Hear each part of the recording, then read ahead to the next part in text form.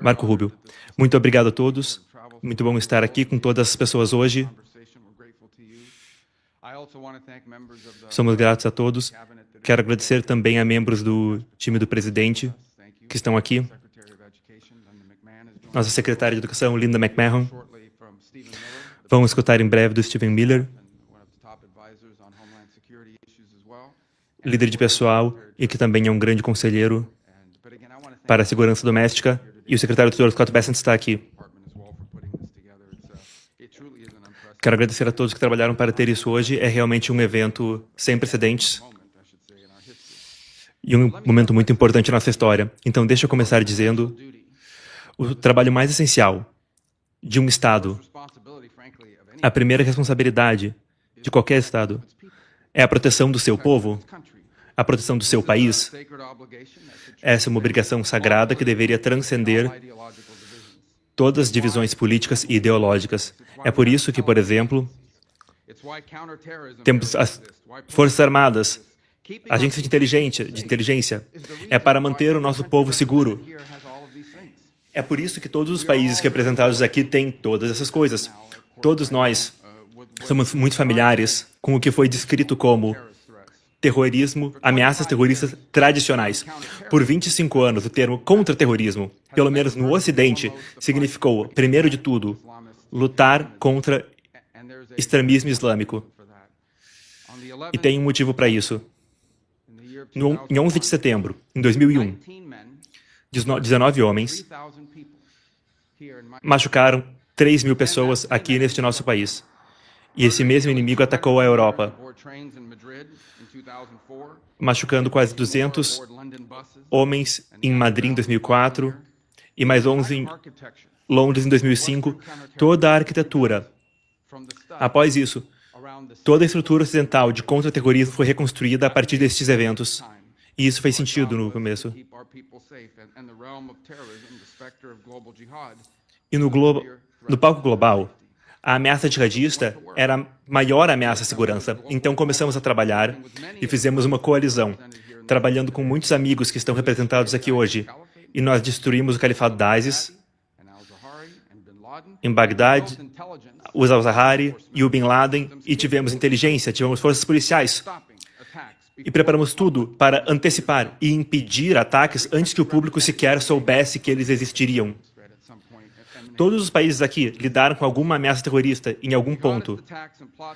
Ataques jihadistas reduziram em 66% nos Estados Unidos desde o pico da ISIS. O número de pessoas que foram mortas por extremistas jihadistas na Europa caíram 97%. Em outras palavras, de muitas formas, nossa estratégia de contra-terrorismo funcionou. A ameaça, claro, não desapareceu.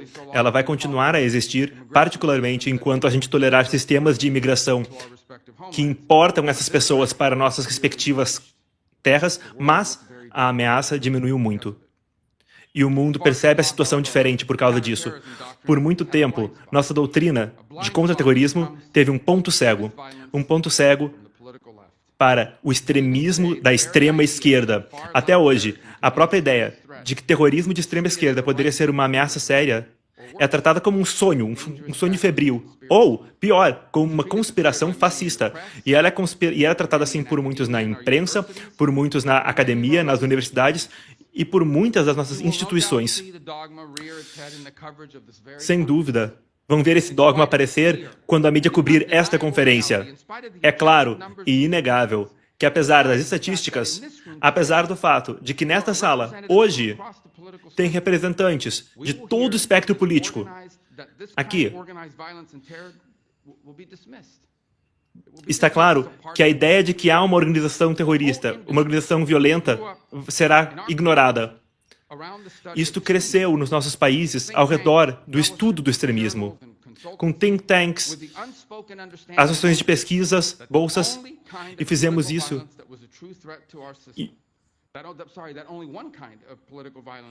E se chegou a uma conclusão de que só havia uma ameaça terrorista ao sistema. Uma bomba plantada por um grupo neonazista é um ato horrível de terror.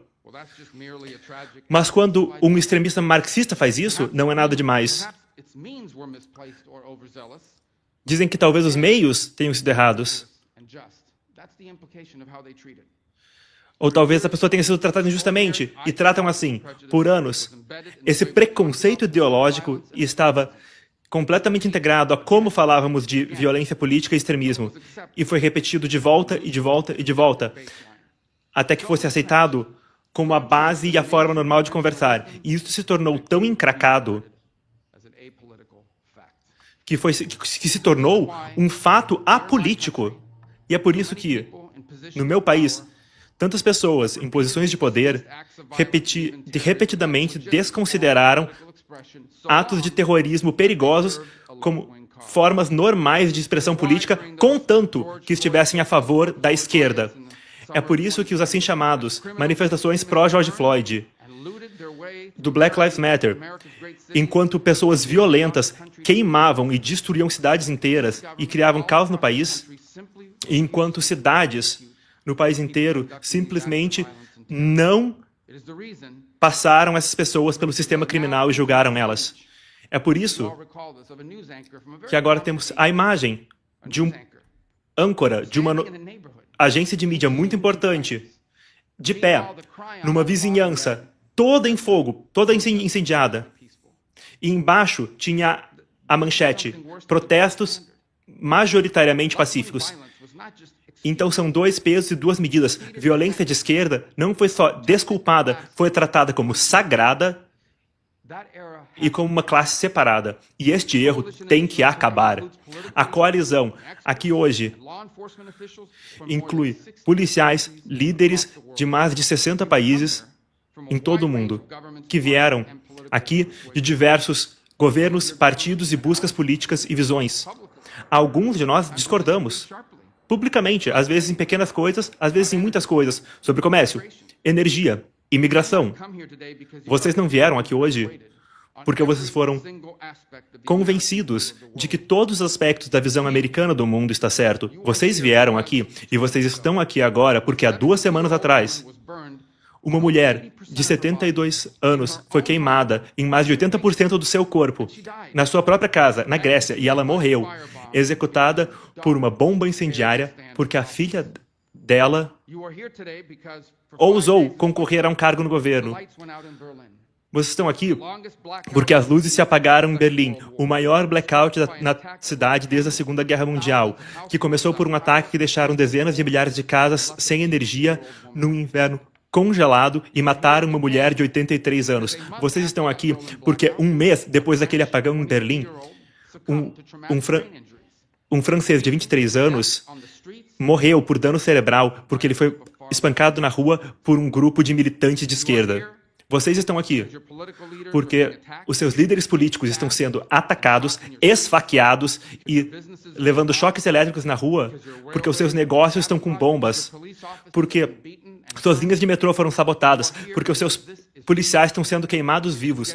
Vocês estão aqui porque isso está piorando e não pode mais ser negado e não pode mais ser ignorado, porque é hora de esmagar esse mal de uma vez por todas. O fato é que nada disso que eu acabei de descrever, o terrorismo o extremismo político, violência política de extrema esquerda, não foi inventado na cabeça dos conservadores, não é algo recente e, na verdade, na época moderna, é a forma dominante de violência política. Muitos de nós no hemisfério ocidental lembram das décadas de sequestros e bombas e matanças e execuções, o terror violento de Tupamar Monteceros, o ELM, o Sendero Luminoso, os fanáticos que massacraram vilas rurais, que atacaram mulheres grávidas e infantes recém-nascidos com machados. Vocês lembram?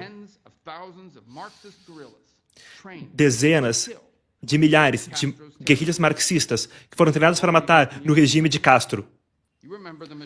Vocês lembram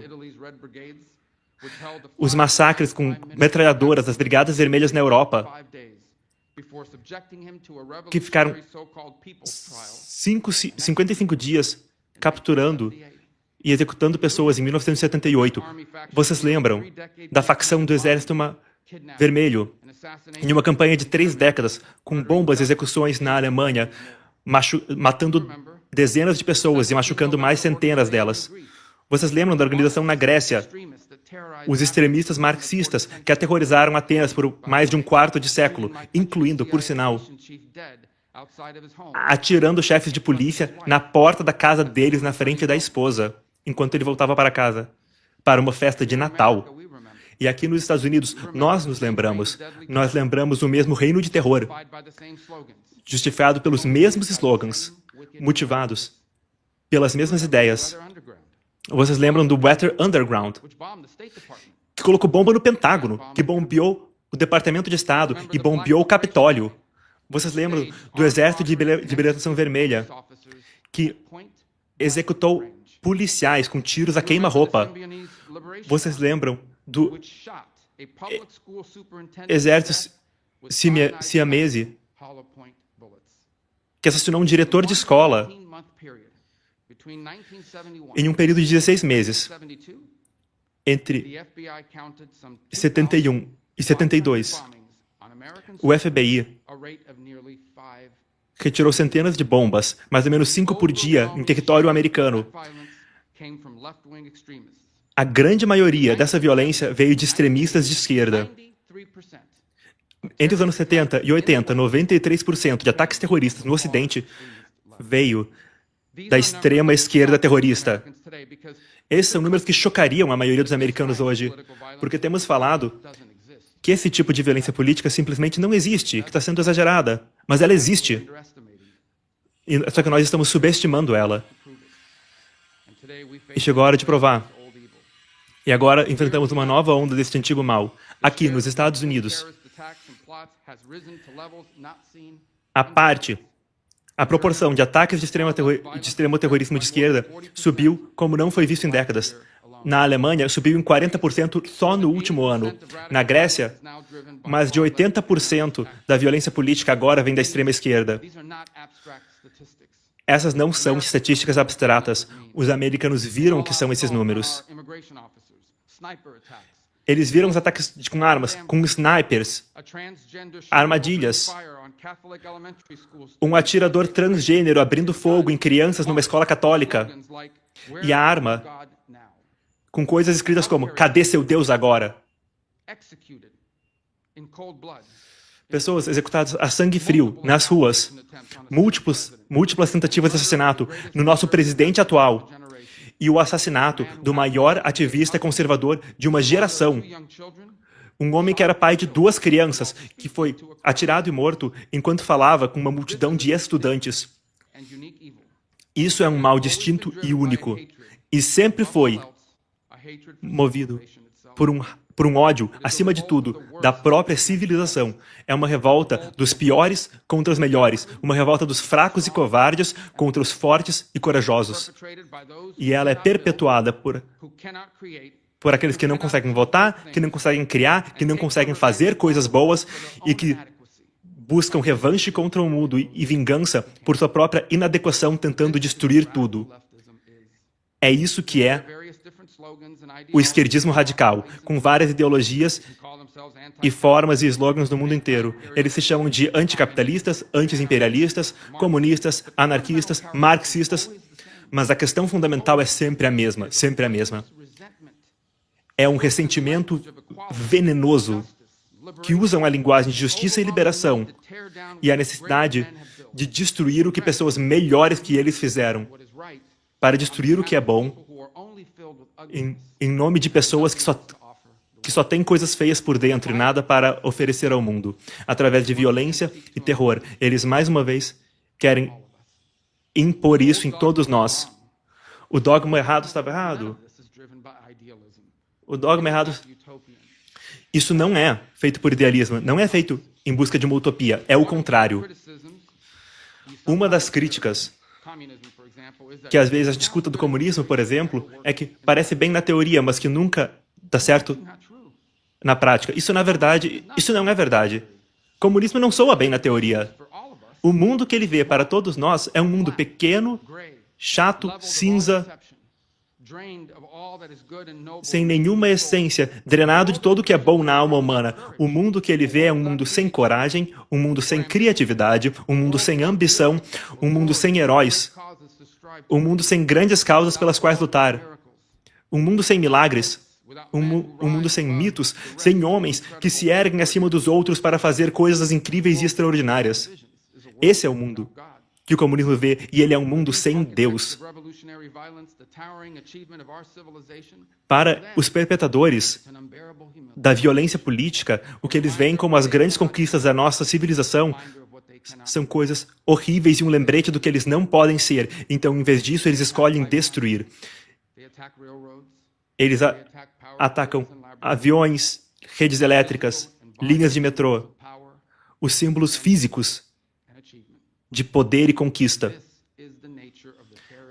Essa é a natureza do terrorismo com o qual nos encontramos hoje. Eles odeiam o Ocidente porque o Ocidente é grande.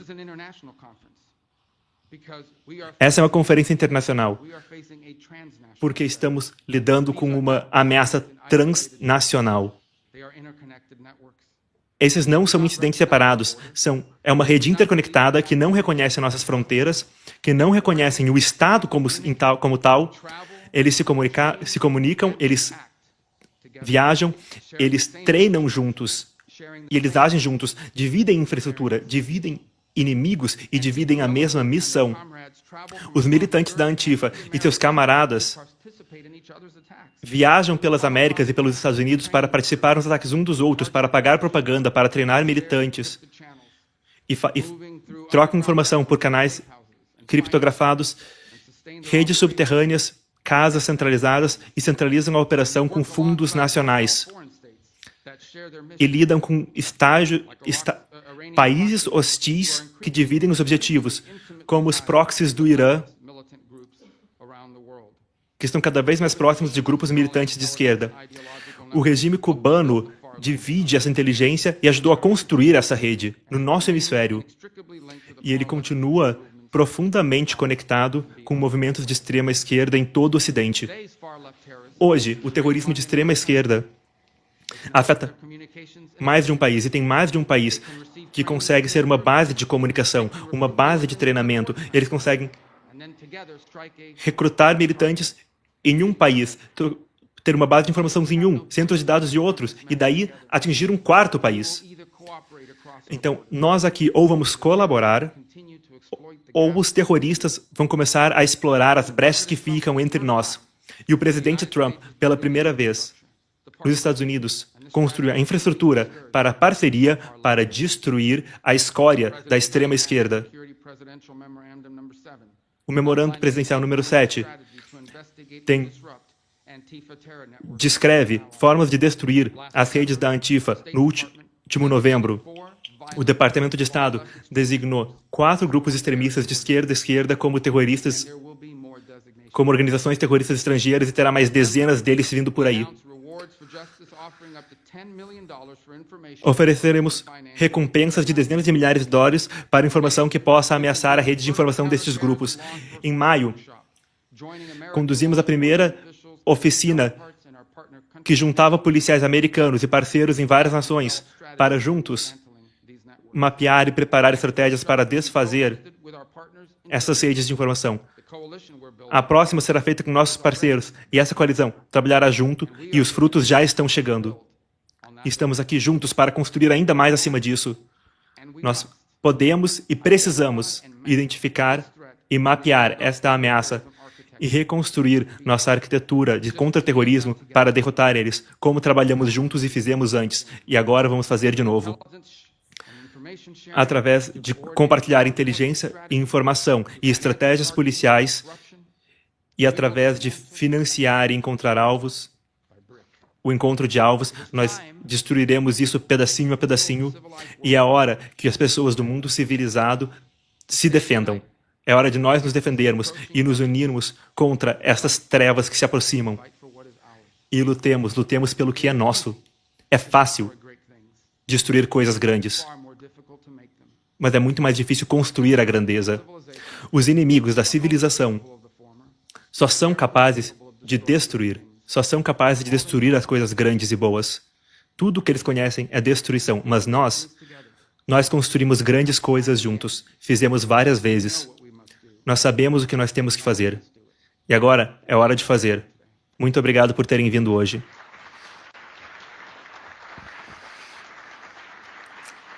Marco Rubio termina seu discurso de abertura.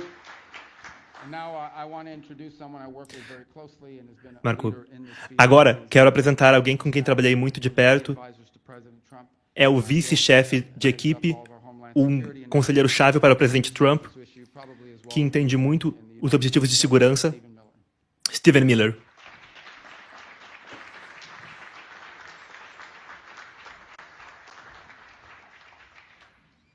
Eles apertam a mão, vemos Stephen Miller se aproximar do pódio.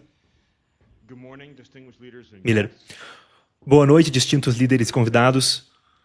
Vejo muitos rostos familiares. Muito obrigado ao secretário de Estado Rubio por organizar esta conferência e esta iniciativa.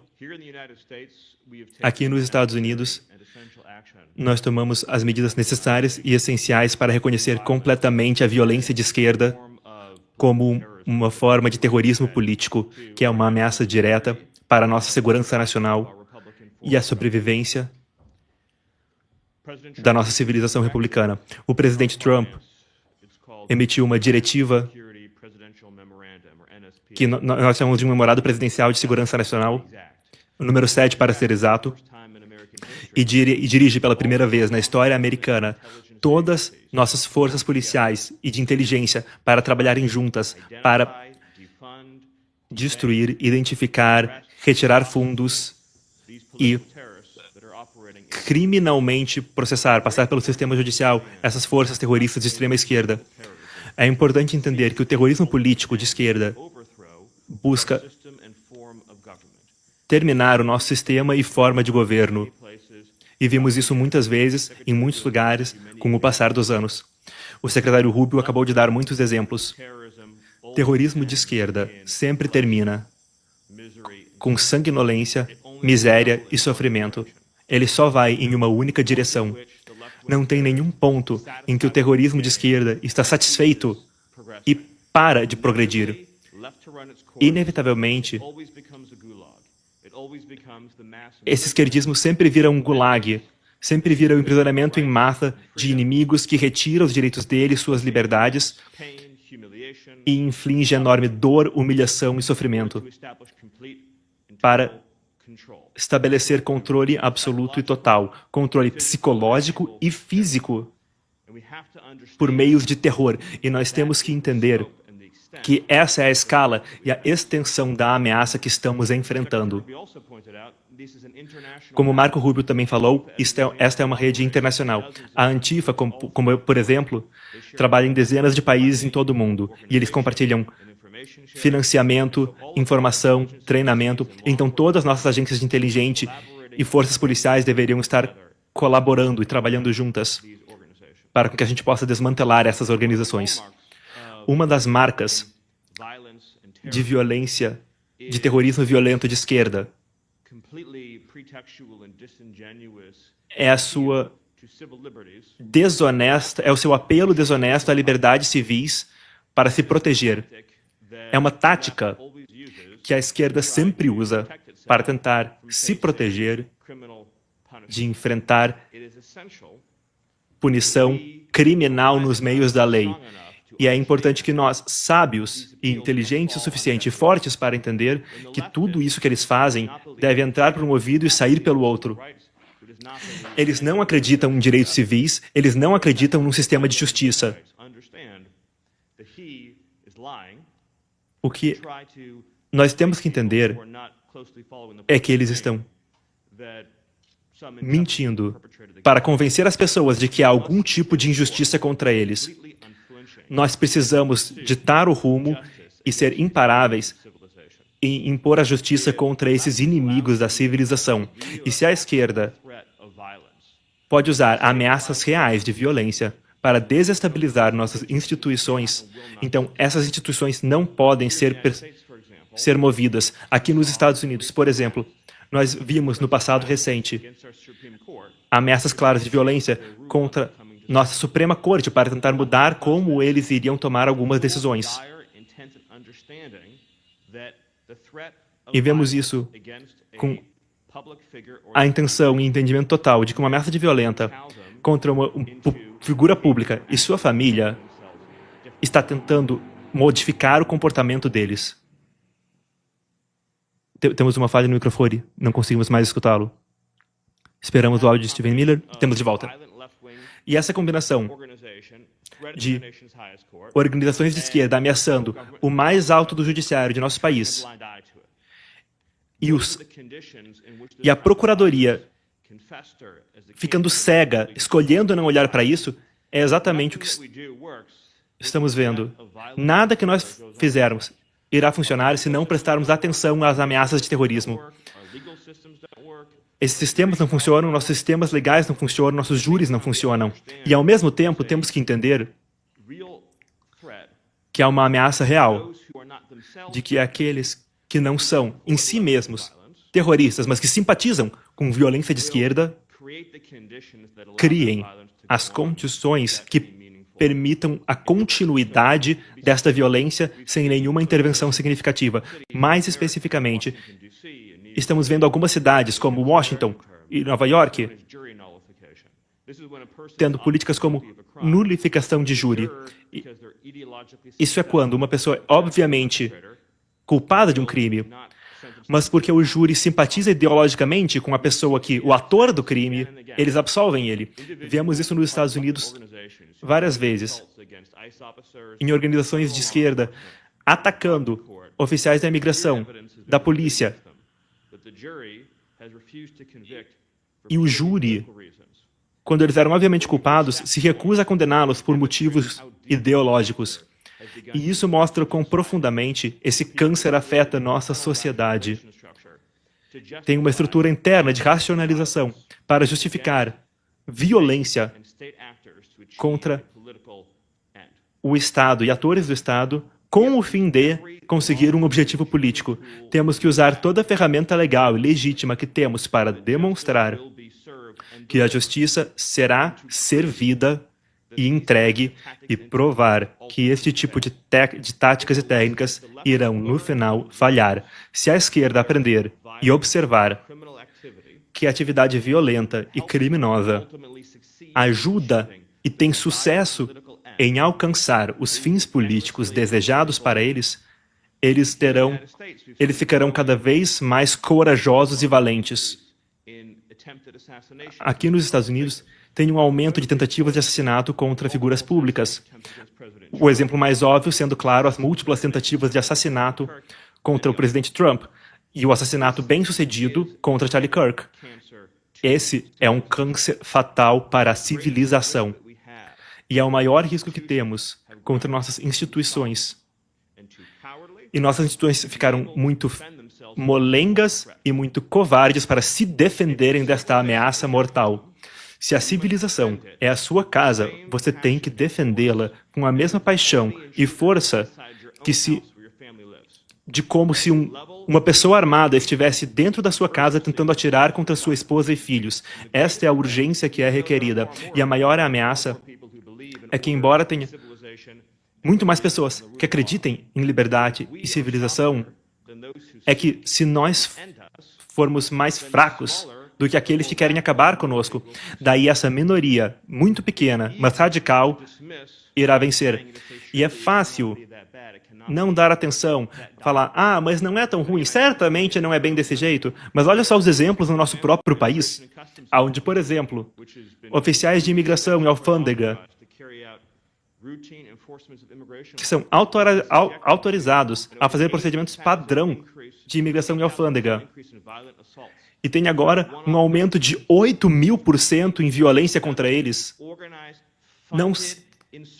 Não são casos isolados, é uma insurreição organizada e financiada. Teve um sniper, um franco-atirador, que tentou atirar em oficiais da alfândega e imigração no Texas, em Dallas. Temos muitos episódios assim, onde estamos falando de violência repetida e direta contra forças da Polícia Federal. E a E os esquerdistas justificam isso para si mesmos, dizendo que só eles são os juízes do que é certo ou errado. Não é a lei, não é a história, não é a civilização, não é a opinião pública. E certamente não é Deus. O esquerdista assume para ele mesmo o papel de juiz, júri e procurador e executor. Esses terroristas, esses esquerdistas radicais, estão operando em diversos lugares. Claro, tem muitos idiotas úteis que eles usem, que acreditam nessa ideologia. O esquerdista é motivado fundamentalmente por inveja, por ódio, por ciúmes.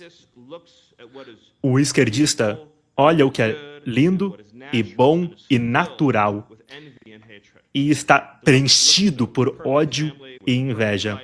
Eles veem a pessoa com a família perfeita, com a vida perfeita, com um bom jardim, com filhos, que vai para a igreja todo domingo e ele se enche com um filho de inadequação e inveja, e eles querem, e eles buscam, e eles viram esses sentimentos, essas emoções em um sentimento de subjugar e oprimir e infligir sofrimento.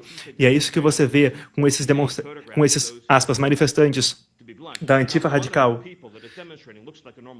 Nenhuma das pessoas que está nesses protestos parece alguém normal. Todos eles são deformados de algum jeito, na sua aparência, na forma que se vestem, na forma em que se portam. E olha só as fotos.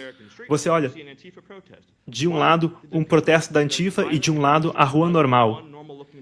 Não tem uma pessoa que se pareça normal naquele monte de Antifa.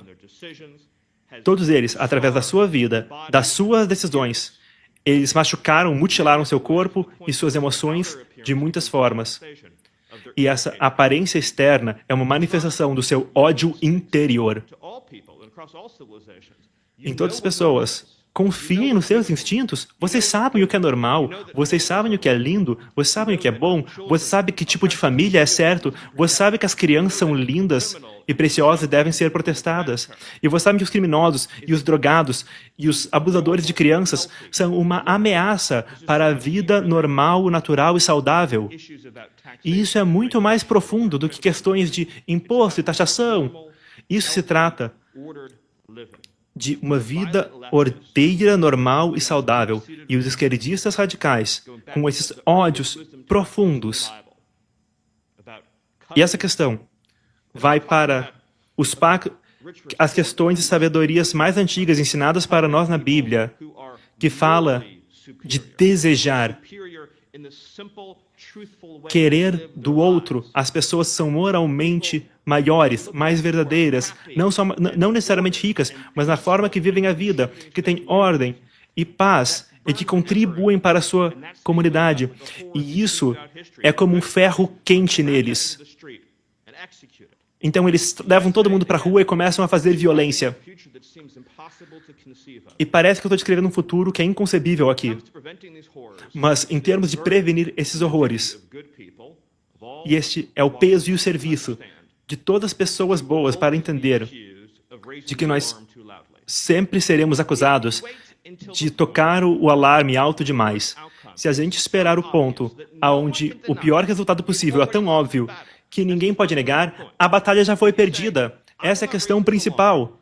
Se falarem, eu não vou levantar o alarme até que a ameaça seja tão óbvia que ela é visível, já é tarde demais. É difícil. Eu preferiria prevenir a ameaça de ocorrer, que tenha ocorrido desde o início dos tempos, sabendo eu mesmo. E falar o alarme cedo e alto do que saber que eu estava errado, em vez de esperar até o ponto em que não dá para voltar. Mas a boa notícia é que estamos muito distantes do ponto onde não dá para voltar. Então todos nós temos que nos organizar juntos e trabalhar juntos pelo bem e benefício de todas as pessoas em nossas sociedades, de todos os tipos de vida, de todas as jornadas, e dar para eles os direitos deles, de viver com segurança, com dignidade humana fundamental e com a habilidade de viver em paz e harmonia com suas famílias e vizinhos. Muito obrigado, Deus abençoe.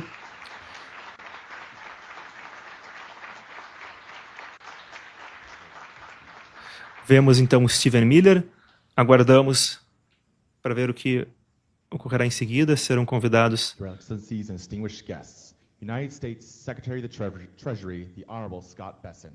Vamos agora ir ao pódio o secretário do Tesouro, Scott Bessent.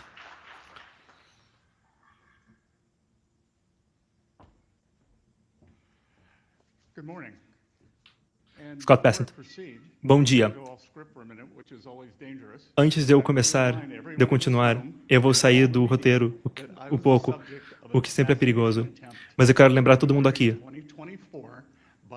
e a mídia que tentaram me assassinar em fevereiro de 2024, 2 horas depois de eu entrar nesse cargo.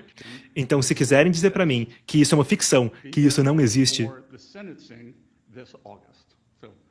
então, por favor, compareça ao Senado esse agosto. Então, bom dia, muito obrigado ao Rubio por ter preparado essa reunião ministerial internacional. Estamos aqui porque a insurgência e o terrorismo político transnacional em natureza e de extrema esquerda não é mais uma questão de um único país e requer uma resposta de todos os governos representados aqui hoje, todos eles. E começa onde toda campanha de terror começa. O Tesouro, equivalente ao Ministério da Fazenda dos Estados Unidos, está tomando as medidas para proteger o sistema financeiro internacional. 20 anos atrás, pouco depois do 11 de setembro, fomos o primeiro departamento de tesouro no mundo que dedicamos um escritório a retirar dinheiro e desmantelar instituições terroristas. O TFI foi criado e reconhecido como uma realidade de que o sistema financeiro americano é essencial para a sua segurança nacional. O mandato do TFI de identificar e retirar fontes de financiamento estrangeiras que nos ameacem é uma responsabilidade fundamental. E hoje, estamos reforçando esta missão para lidar com uma ameaça crescente. A ressurgência de extremismo, de extrema esquerda, tem ocupado um ponto cego na comunidade internacional. Mas conforme a ameaça de terrorismo evolui, as instituições e ferramentas precisam se adaptar. Antes, entendíamos o terrorismo como uma ameaça externa, mas este não é mais o mundo em que vivemos. Cada vez mais, essas redes sofisticadas que atravessam fronteiras têm violência entre elas. E as fronteiras ideológicas estão formando novas alianças. A fronte internacional entre o marxismo internacional e movimentos radicais islâmicos não precisam compartilhar o mesmo objetivo final para ter o mesmo inimigo de curto prazo em sociedades livres e democráticas. E isto deveria ser uma preocupação para todos os governos representados aqui. Temos que entender uma verdade. Os governos estão sendo, primeiro, subvertidos de longe, não poderão ser subvertidos de longe antes de serem enfraquecidos por dentro. Então estão corroendo a fábrica social, o tecido da nossa sociedade, com terrorismo de extrema esquerda. E o terrorismo de esquerda é uma manifestação visível. É a manifestação mais visível do que está minando a filosofia que sustenta a civilização ocidental. Muitas dessas atividades são explícitas. Bombas, assassinatos e violência organizada nas ruas.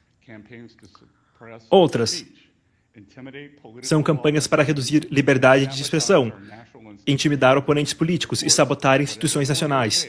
E claro, seja a forma que tomam, nenhuma dessas coisas se financia sozinha. Violência requer dinheiro, um canal pelo qual o dinheiro possa vir, e instituições atrás das quais possa se esconder. Então, estruturas legítimas de caridades e ONGs estão sendo exploradas para lavar dinheiro que financia terrorismo político. E para o Departamento de Tesouro, equivalente ao Ministério da Fazenda, estes canais são a evolução, desmantelar esses canais é a evolução tática da nossa missão através do Escritório de Controle de Ativos Estrangeiros E através da Receita Federal, nós passamos décadas desenvolvendo as capacidades mais sofisticadas do mundo em contra-terrorismo, e agora estamos mobilizando essas mesmas ferramentas que usamos contra terrorismos estrangeiros para deter esta ameaça emergente aqui em casa. E todos esses meios de financiamento dependem do sistema internacional de dinheiro, e é nossa missão negar aos terroristas acesso a esses canais.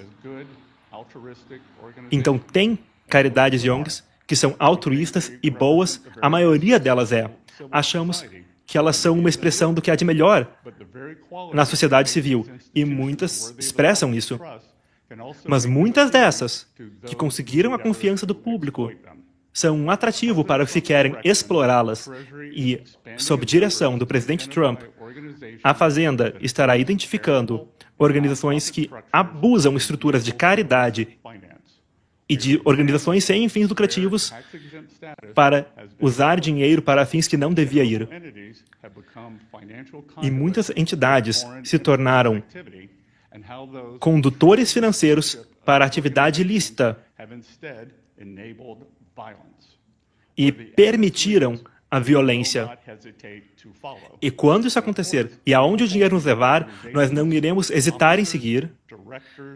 E nessas instituições, iremos responsabilizar essas instituições e seus diretores e funcionários. Então, da onde o dinheiro vem, eles têm que saber. No outono, os Estados Unidos designou 4 grupos extremistas da Antifa como organizações terroristas estrangeiras e negou a eles acesso ao sistema financeiro americano e privou eles de recursos que eles precisam para fazer esses ataques.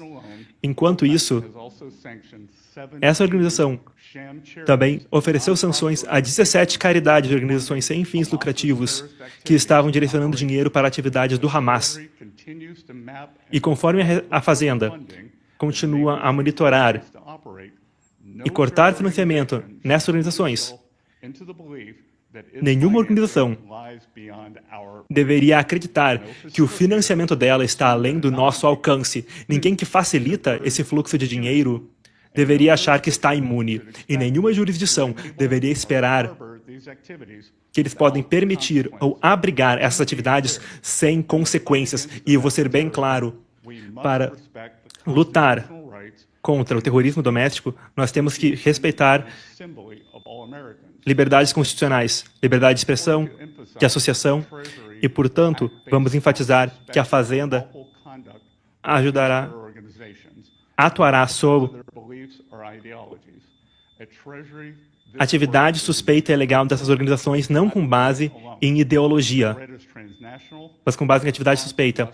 A atividade é transnacional e a resposta também tem que ser, de fato, nossa cooperação tem que ser tão organizada quanto as das redes que queremos desmantelar. Todo o sistema internacional tem grandes conquistas do mundo moderno e não podemos permitir que elas virem um santuário para aqueles que querem subvertê-la. Então, em nome da Fazenda, do secretário do Tesouro dos Estados Unidos, iremos resolver e lidar essas pessoas, iremos identificar financiamento ilícito sempre onde ele estiver, e iremos desmantelar as redes que sustentam esse terrorismo. Não importa o quão respeitável seja a fachada que eles usam, iremos encontrar a violência política, não importa em qual jurisdição estiverem, e iremos ampliar a colaboração com todos os países presentes nessa sala. Esse é o nosso compromisso, e nós pedimos que vocês façam o compromisso de vocês também. Secretário Rubio, muito obrigado por seu discurso esta manhã. Vamos trabalhar junto para traduzir o espírito dessa missão para ações que vão muito além dela. E vamos atacar nossos adversários na coisa que eles contam mais. E vamos organizar nossa cooperação antes que eles organizem a deles. Eu estou animado em trabalhar com vocês. Muito obrigado. Citamos Scott Bessent, a plateia aplaude.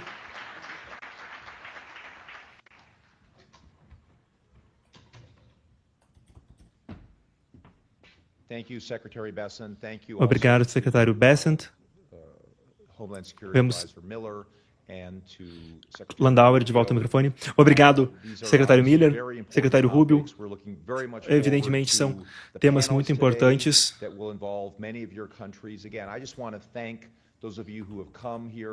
Quero agradecer a todos vocês que vieram aqui de todas as partes do mundo, de vários países, todo mundo que está representado.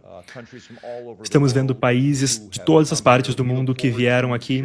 Estamos animados em continuar a compartilhar nossa perspectiva nessas questões e queremos escutar as perspectivas de vocês nessas questões. Estou muito animado em falar mais sobre os assuntos que foram destacados esta manhã e continuar essas discussões com todos vocês nos painéis que ocorrerão durante os dias. Eu acho que agora teremos uma pausa por alguns minutos e depois iremos continuar com o primeiro painel em breve. Muito obrigado.